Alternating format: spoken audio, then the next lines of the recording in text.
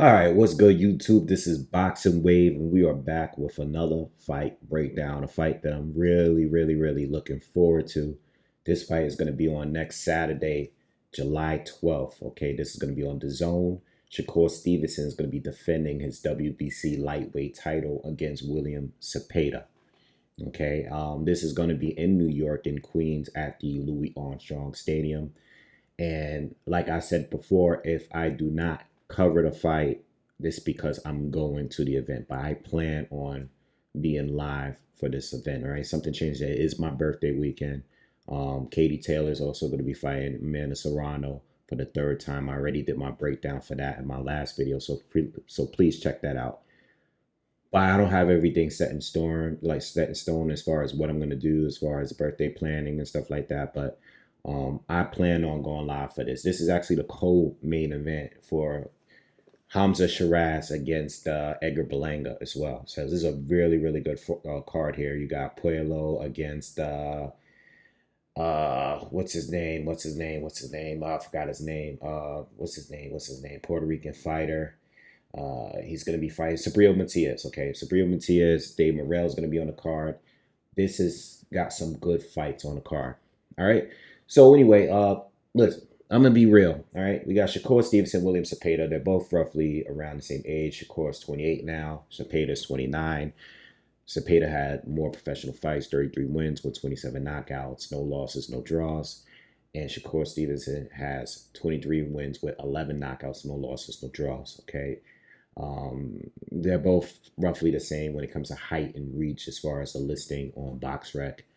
And, I mean, look, we already know we got two styles that can really favor one fighter or really favor the other. Okay. Shakur Stevenson is, to me, in my opinion, the closest we've seen to Floyd Mayweather. Yeah, I'm going to start out like that. I think he's the closest we've seen since Money Mayweather. Okay. The older version of Floyd, the super defensive counter-punching fighter. All right.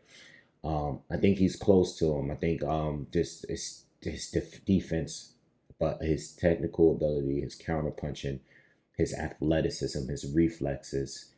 I think he's the closest to that. And then you got William Zepeda, who's the biggest volume puncher that we've got in the game right now. Reminds me of Antonio Margarito. It's funny because Antonio Margarito is a fighter that a lot of people felt that Floyd Mayweather was ducking. You know what I mean?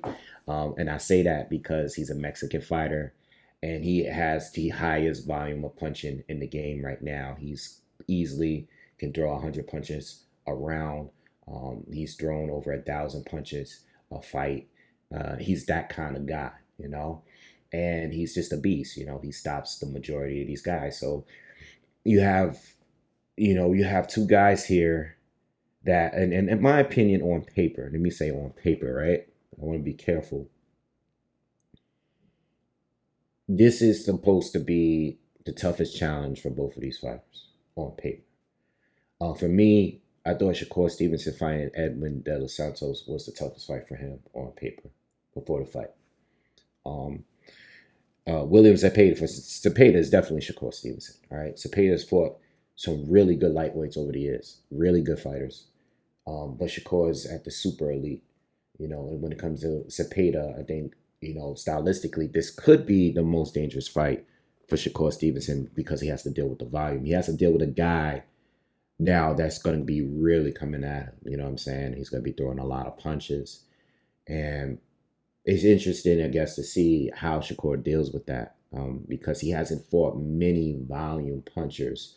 He's fought some guys that try to pressure him, but he hasn't fought like guys that throw this many amount of punches per round easily, On a lighter round for William, he's throwing 50 punches, but once the momentum goes, he's throwing 90 plus punches. You know what I mean?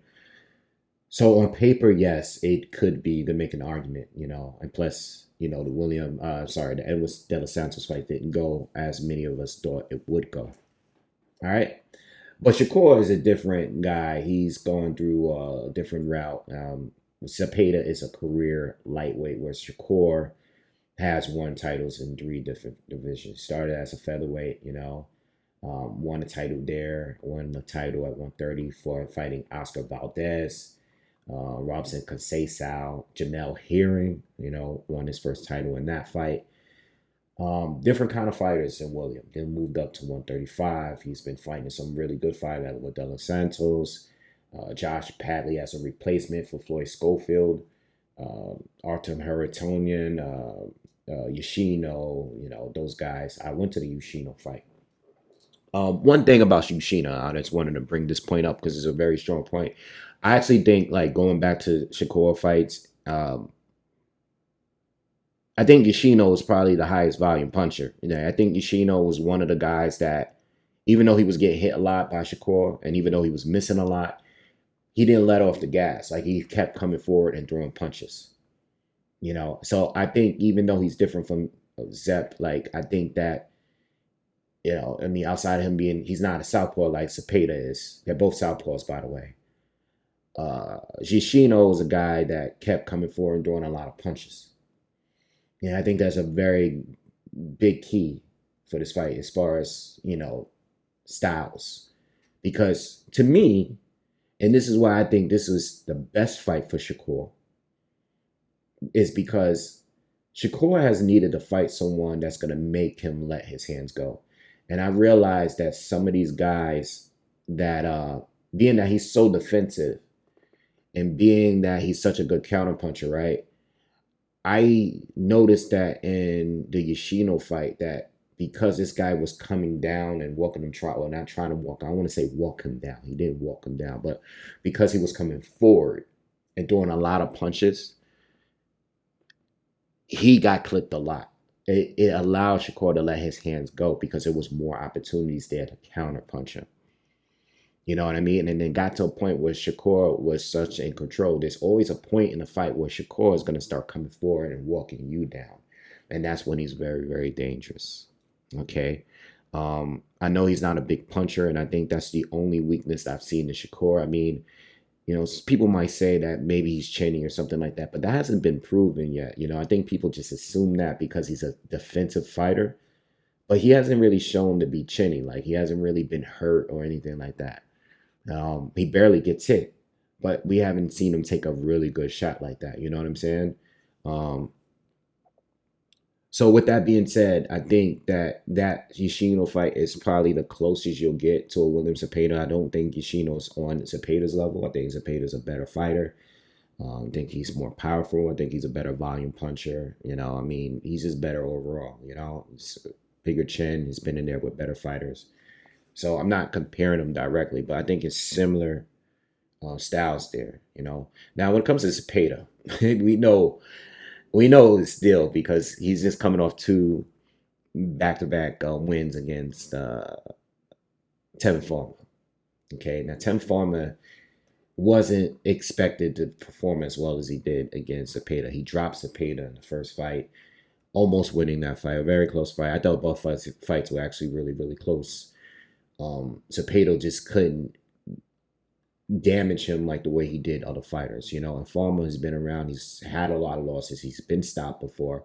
He recently got stopped by Schofield with a couple of punches, right? But the way Zepeda was going, and I haven't seen Zepeda struggle in the fight except with Rene Alvarado, was it? I'm not sure if he got knocked down in that fight, but I remember that fight being like a tough fight for William Zepeda, right? And he went on a run. Like, he beat up Joseph Diaz, he beat up Hesta, he beat up Hughes, he beat up Cabrera. All of these guys, and a lot of these guys are southpaws, by the way. Shakur is a southpaw, so just want to make that a point too as well.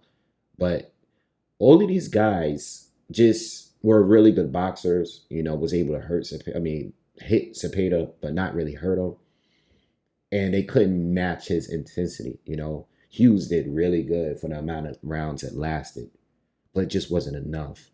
Tevin Farmer was the only one that I think did well defensively, was able to take a lot of punches to the body, was able to counter him with big, big shots, dropping him, buzzing him a couple of times.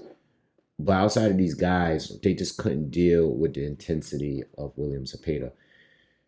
Shakur, in my opinion, unlike these guys that he's for, he's on a different level. Even Farmer, Farmer's a very good defensive fighter, but Shakur is on a different level defensively and offensively, and he's naturally bigger, And I think that Shakur is just a little different. He's just on a different level, And I think a lot of my time spending that I spent preparing this video, I was looking for strong cases of where I could see William Zepeda win and see what exactly he could do that could disrupt Shakur Stevenson.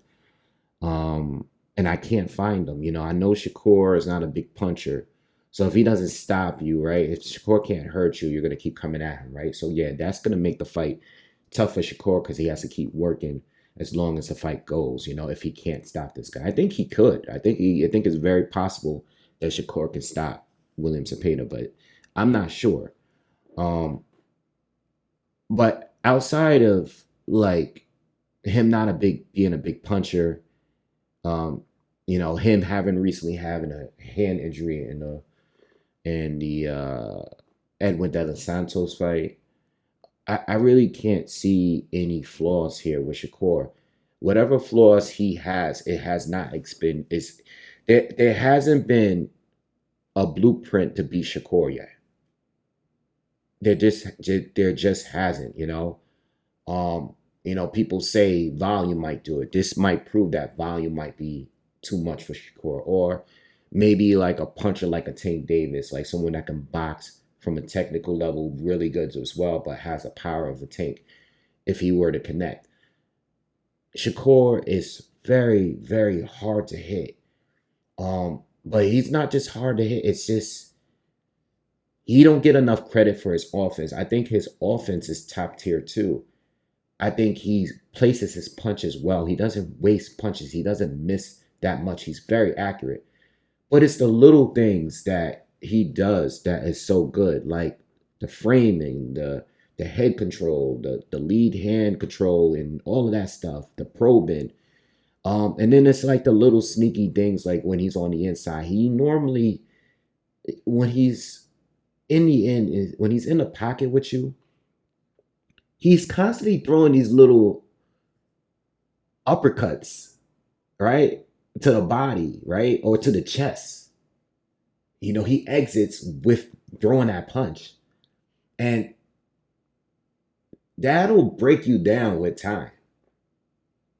It wasn't until this film study, I've done others with Shakur, but when I'm watching his most recent fights, I noticed that he likes to throw that punch over and over from the backhand while he's in a pocket.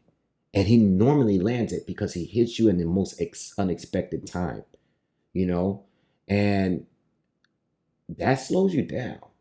That's gotta hurt, But as far as his punch selection, his angles, everything is there.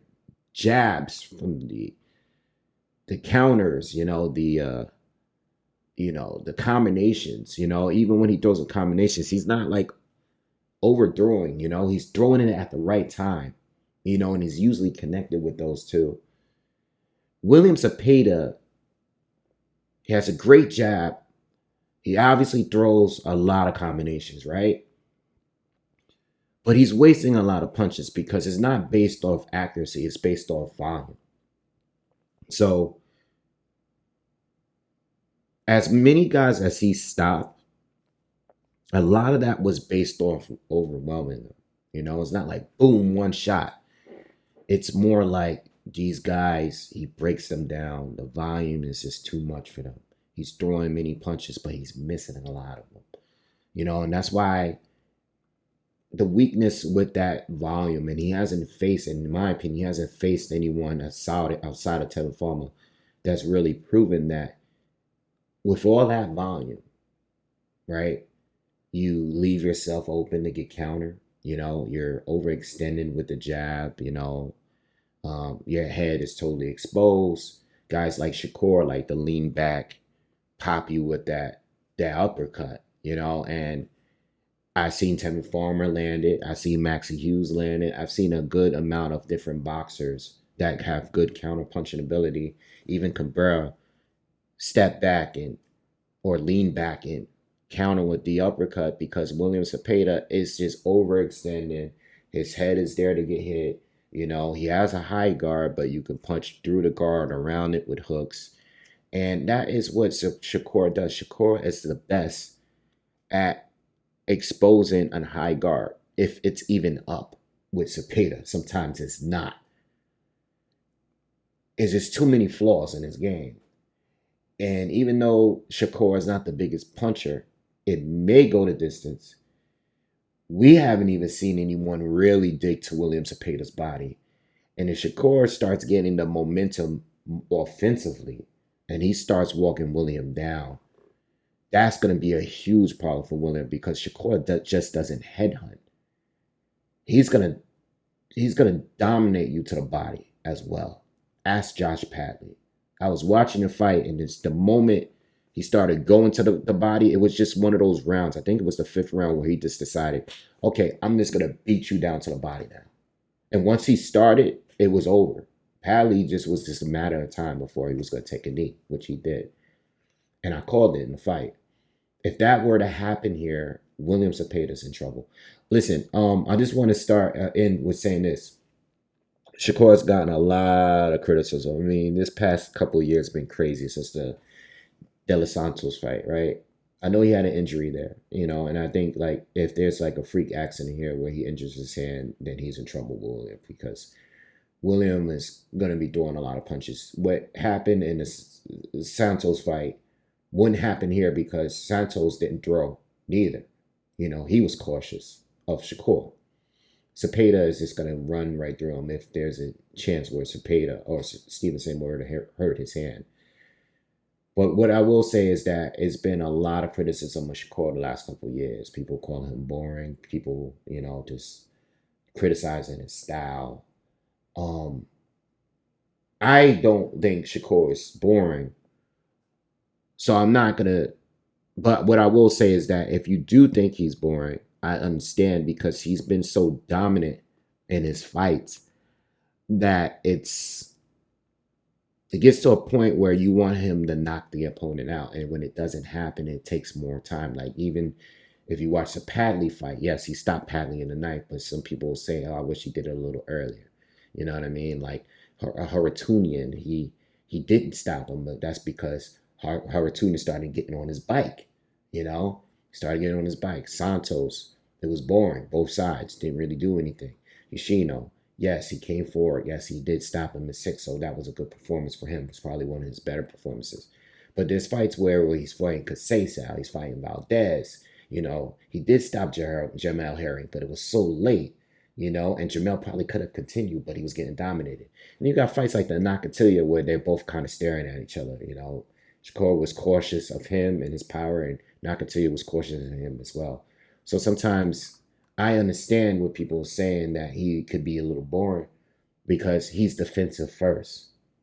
So I understand that. For me, I enjoy watching him fight, because I think when it comes to the sweet science, what we call that thing, the sweet science, like, I think he's definitely the best example of that. One of the best examples of that. Because I think he is good offensively. It really takes an opponent like a William Zepeda to really show the world what he can really do. And I think next Saturday, we're going to see what Shakur can really do. And I think it's going to be action, because William Zepeda is going to let his hands go. It's going to allow Shakur to open up more. I got Shakur Stevenson winning this. I think it's very possible that Shakur stops him in the second half of the fight. So if you're a betting man, I think I would go with that. If you want to make some money, I think I would probably go with that.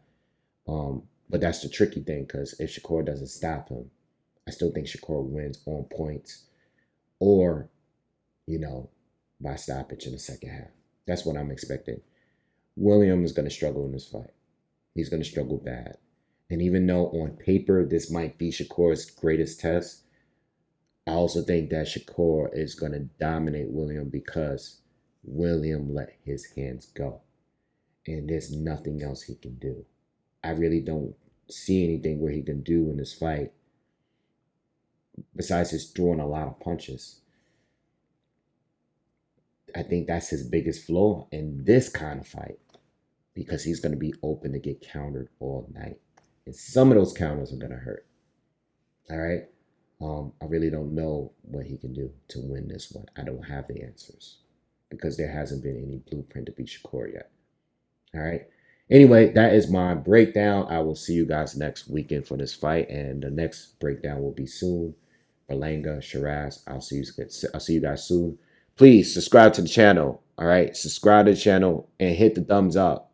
Do me that favor. Peace.